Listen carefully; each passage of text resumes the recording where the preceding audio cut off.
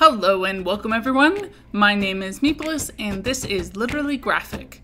And today is my series wrap-up for Bone by Jeff Smith of Ohio. If you are interested in my initial thoughts after rereading Volume 1 and more about Jeff Smith himself, definitely check out my initial thoughts review here. That said, I did forget to talk about the colorist in my first video because while Bone was written, illustrated, and originally published by Jeff Smith and his wife, it was originally black and white. And it wasn't until Scholastic launched their graphics line with Bone that the series was published in full color by Steve Haymaker. Quote, the Eisner Award-winning colorist of Bone, RASL, and Table Titans. In 2005, he self-published his first graphic novel, Fish and Chips, and has contributed several original stories to the Flight and Explorer anthologies. End quote. Unsurprisingly, he also lives in Columbus, Ohio. As far as warnings go, as a series, I think Scholastic has been aiming specifically to middle grade since they took over printing of this originally self-published book.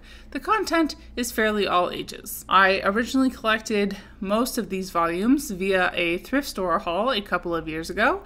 The volumes were spread out across the entire kids' book section, so it took some doing, but my mom bought it for me for some gift-giving holiday. And I assumed I had the entire series. Lo and behold, I'm stuck in quarantine and I decided to finish my series review only to discover I had only 7 of the 9 volumes of the series. Thankfully I had some other stuff to read in the meantime, but as soon as I got out of quarantine, I was off to curbside pickup at my local comic book store, so I could finish all this up. Originally, I read this book series back in my Comics as Literature university class, I think in 2011, to age myself. I think I rated most of them 3 out of 5 stars, but that might have been a rating further after the fact, and my memory was kind of hazy, but I remembered it was pretty fun. This time through, I did start rating the first and second volume 3 out of 5 stars, but once I hit volume 4, it felt like things really started getting going, so I rated it 4 out of 5 stars. And I'm honest, this might be a bit inflated, but I did end up rating volumes 4 to 9 5 out of 5 stars. It just felt like everything came together so well. There were lots of little factions navigating around each other, but presented in a fairly easy to understand way, and the characters were all so strong. I'm not sure I would use the word genius, but it was pretty smart. As far as gender and sexuality goes, as you may remember, I was a bit taken aback by the initial presentation of Thorn, particularly as it related to how Bone was instantly smitten with her.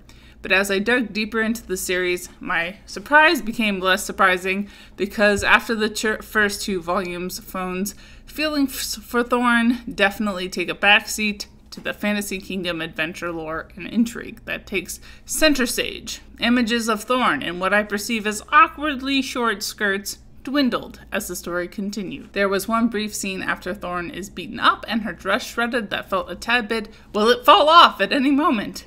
But yeah, my concern seems mostly focused on the first volume or 2. Race, while not dealt with in terribly true-to-life ways, is dealt with pretty well on a fantasy novel level.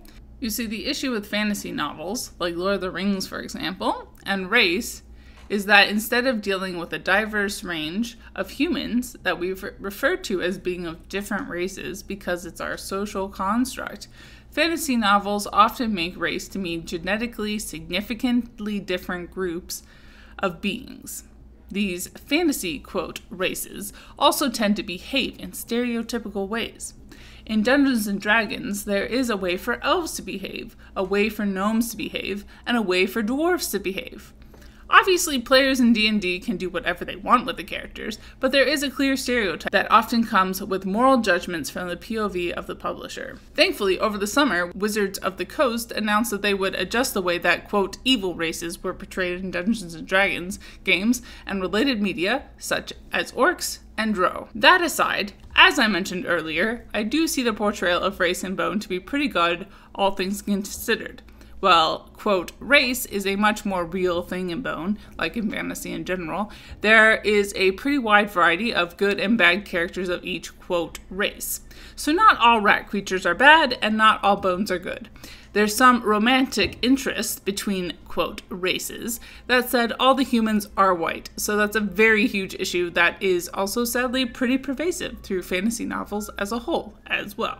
As far as class goes, as the series goes on, we move from a more egalitarian and lordless medieval village setting to focus more on the dramas of powerful forces.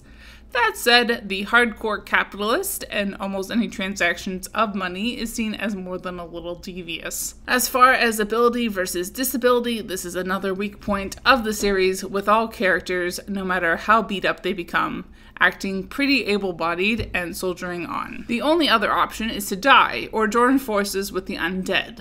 But to wrap up, assuming I needed to read this book right now, I guess I'll have to remember to reread at some point in the future when things are less doomy and gloomy. Although honestly, I'm not holding out hope for that. Geez. And see what I rated. Bye y'all, keep reading and resist white supremacy. And as always, Literally Graphic is recorded on the traditional territory of the Mississaugas of the Credit First Nation and Anishinaabe people, the Haudenosaunee Confederacy, and the Huron-Wendat Nation. I live here because of British colonization, Indigenous genocide, and more geographically specific, Treaty 13, also known as the Toronto Purchase, which was finalized in 1805 between representatives of the Crown and certain Mississauga peoples. This treaty was a lie and has since been broken many times over. Saying so reflects only my own small steps towards knowing the truth and does nothing for reconciliation.